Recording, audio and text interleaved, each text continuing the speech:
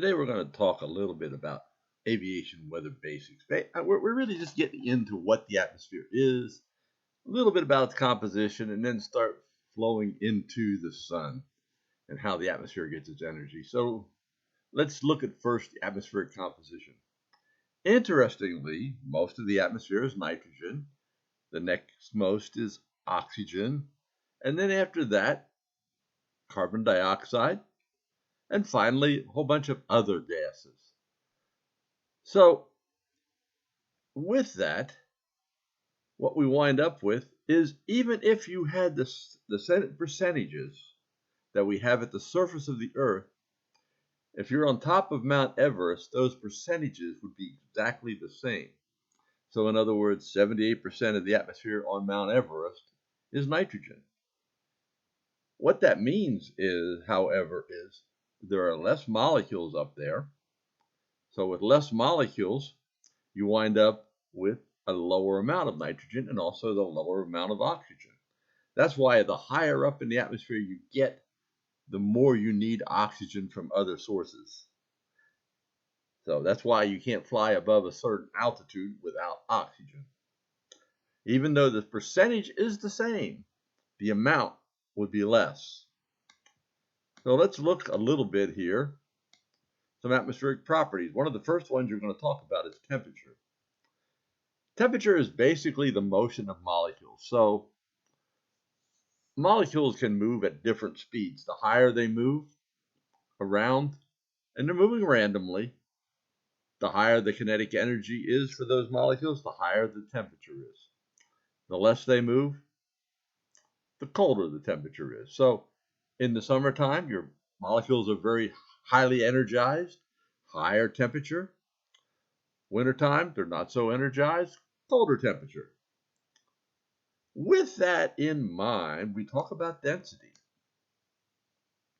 Density is the number of molecules in a given area. That's all it is.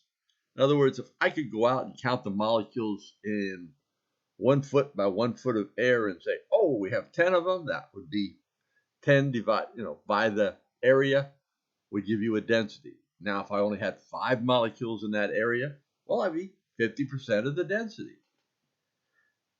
So warm air, remember, it has more energy. So it's pushing the molecules further and further apart. What that means is warmer air is going to be less dense than cold air. The colder air, the molecules are going to be able to be closer because they're not running into each other all the time. So they're going to be more dense.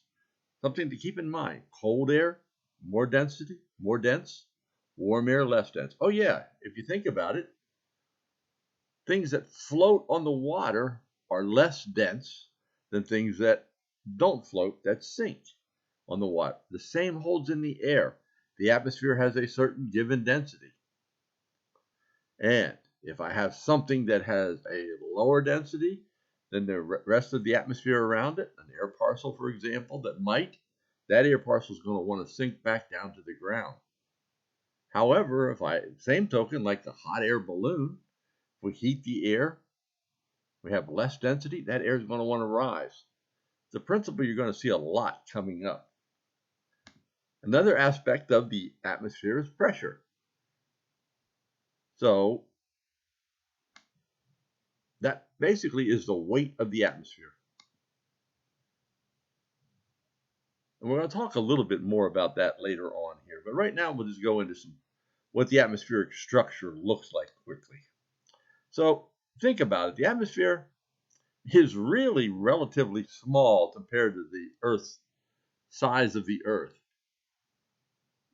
It has a circumference, the Earth does. But you think about the atmosphere really only extends a short distance into space.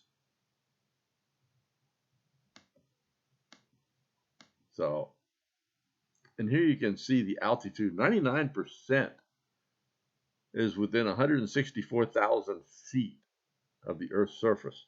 Feet, not miles, feet.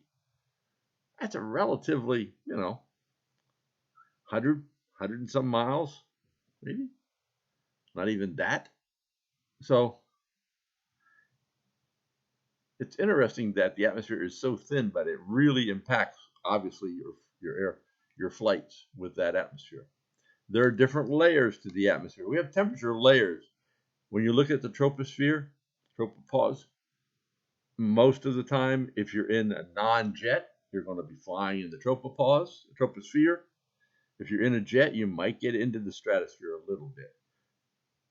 What that difference is basically are defined by the temperature curve. So in the troposphere, temperature is dropping pretty steadily. Stratosphere temperature is gradually warming.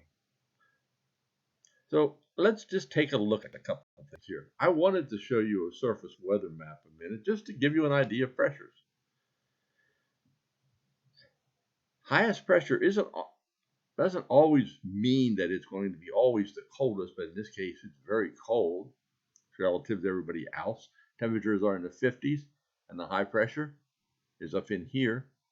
However, down in this area, we also have some high pressure, but it's fairly warm relative, but it's just compared to around it, the pressure is higher.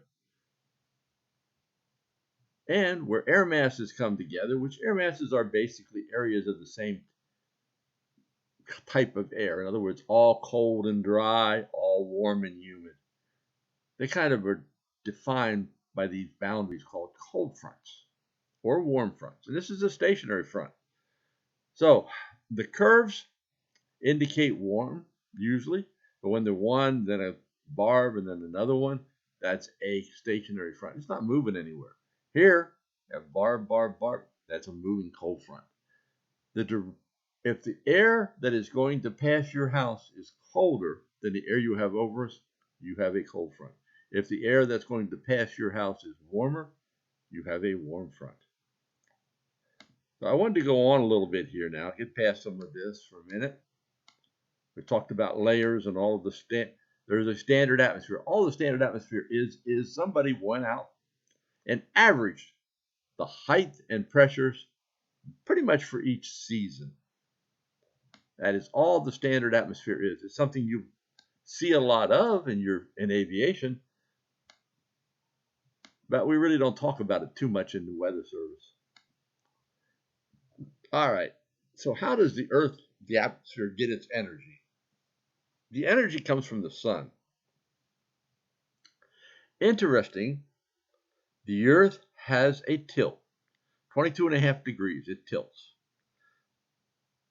Now, it never changes that tilt. So, in an orbit around the sun, at one point, the northern hemisphere is tilted toward the sun, and at another point, the northern hemisphere is tilted away from the sun. So you'll see that the sun is closer to the southern hemisphere, and when we're in the wintertime up here, closer to the northern hemisphere when we're in the summertime. And when it's equal at equinox, then it's about the same both ways. So it's basically right over the equator. And here comes the more complicated part. You thought that was complicated, I know. Sun's angle. So, if you've shined a flashlight on a ball, or let's take it on a flat surface. If I put that flashlight directly over top of it, and drew a circle on that surface, then tilted that flashlight, say at a 45-degree angle, and drew another circle where it covered, the second circle would be much larger. Same amount of energy is coming out of that flashlight, but it's covering a much larger area. The same exact thing applies to the Earth. So I'm going to ask you to calculate some solar angles. All I'm doing is saying, okay, the sun is coming in here. Here is where it's directly coming at you. And we have a line that's drawn along where that sun is at. What is that angle? That's the solar angle. The larger that angle is, the more directly overhead. That angle is 90 degrees, it's directly overhead. The smaller that angle is, the greater area it's covering, you wind up not having as much. So they are the main principles you're going to be really trying to understand while you go through these chapters. We talk about waves and all that, and different radiations and all, visible light. But the key point is to know how the energy is being distributed. That's what I want you to understand, how that energy is coming in and being distributed on the Earth. It is not uniform. That is why we have cold fronts, warm fronts, storms, all of it, because we don't have a uniform distribution. The Earth all the time is trying to make it a uniform distribution. So it's always trying to do with everything it's doing. Now, interestingly, to top it all off here, you have a certain amount of incoming solar radiation. Well, guess what? Some of it just bounces off the air and goes back out into space. Some of it goes in, gets absorbed by the ground. Another part is absorbed in the atmosphere. Some of it's reflected off of clouds. All of that. So there is a very complex set of how all this solar radiation is getting there. Not just the angle that it's coming in at or what season it is. We also have all of this to complicate it. So understanding how all this energy winds up into the Earth's atmosphere system, it could be pretty complex. But you just need to know that these are going on. So yes, it is complex. And if you see a bright sunshine hitting a bright white snow surface, that's albedo. That's why we have to wear sunglasses in the wintertime, or if you're out skiing and it's a bright sunshiny day. All that sunshine is being reflected back from that snow. That's why snow stays much colder, because it's not absorbing any of the energy from the sun. Now, the Earth gives terrestrial radiation back. We're going to talk some more about that as well, convection and all. But the Earth the greenhouse effect is why we wind up with warmer temperatures on the Earth's surface than we normally would. So what happens with that is that we wind up, for example, if you have a bunch of moisture, and water vapor is a great greenhouse gas, it's going to absorb. The Earth releases radiation back at night, particularly even during the daytime.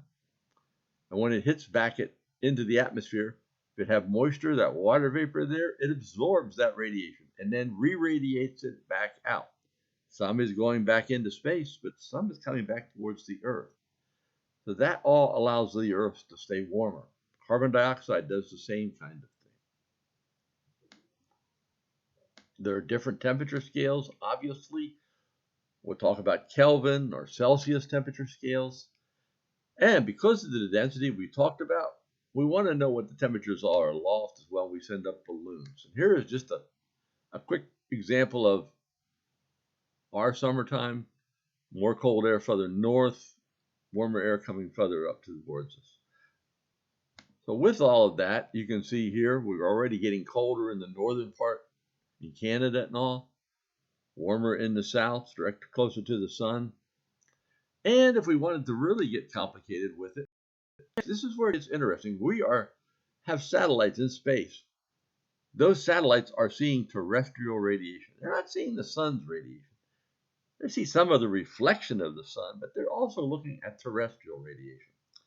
So that is why I can have a satellite image that takes into account some water vapor maybe, or maybe it's infrared from the top of a cloud, or maybe I can just want to see the dust that's occurring. All of these are different bands that our satellite looks at. There's 16 different ones, and we can combine them in different ways to get information about the atmosphere. So you can see there are different wavelengths and all, again, of the radiation leaving Earth. So I hope you got a little bit out of this. Please feel free to ask any questions.